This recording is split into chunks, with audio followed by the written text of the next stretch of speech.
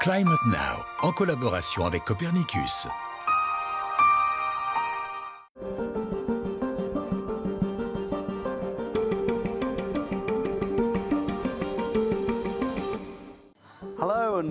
Bonjour et bienvenue dans Climate Now. Dans cette émission, nous aborderons cette question: comment les agriculteurs font-ils pour s'adapter au changement climatique?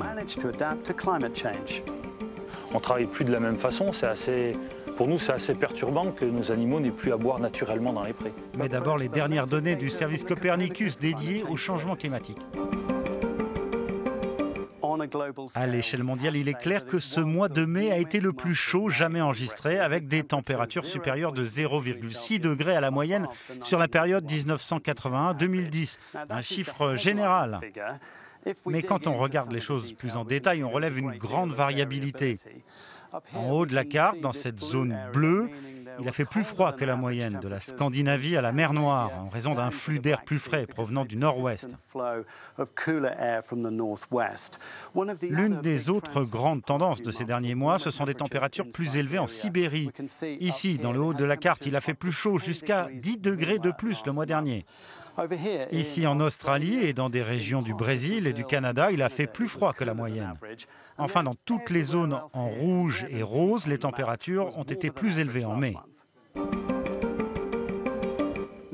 À présent, je voudrais évoquer une tendance clé que nous avons relevée ce printemps, à savoir qu'il a fait beaucoup plus sec dans de nombreuses régions en Europe.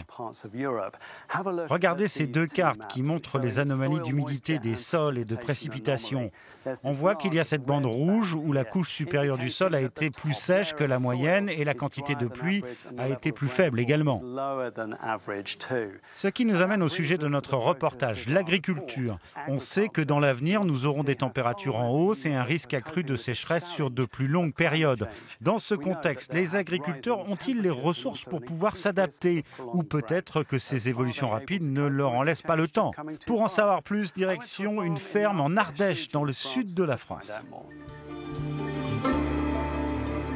Les vaches et les chèvres d'Aurélien Mourier rejoignent comme chaque matin leur pâturage au grand air.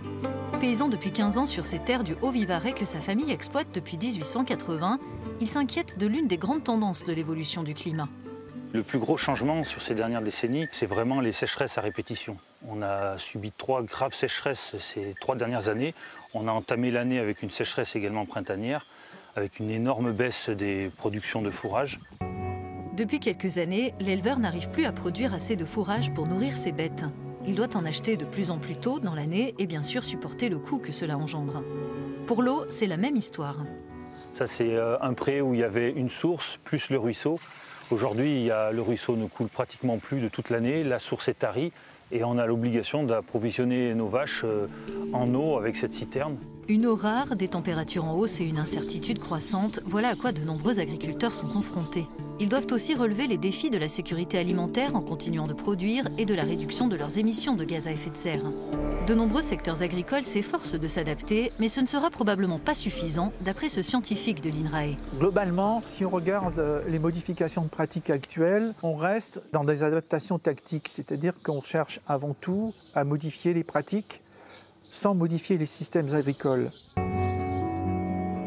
Ces évolutions n'allant pas assez loin, une refonte fondamentale est indispensable selon lui.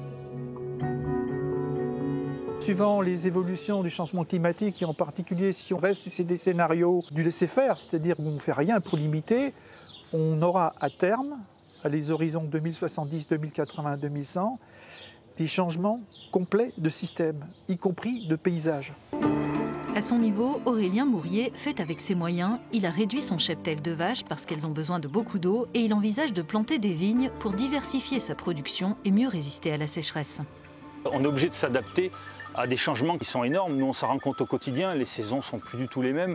La succession de la pluviométrie, des chaleurs sont tellement différentes qu'on est obligé de fondamentalement changer nos pratiques. Retrouvez plus d'informations sur l'agriculture et le changement climatique et toutes les données présentées dans cette émission sur euronews.com/climatenow. À très bientôt.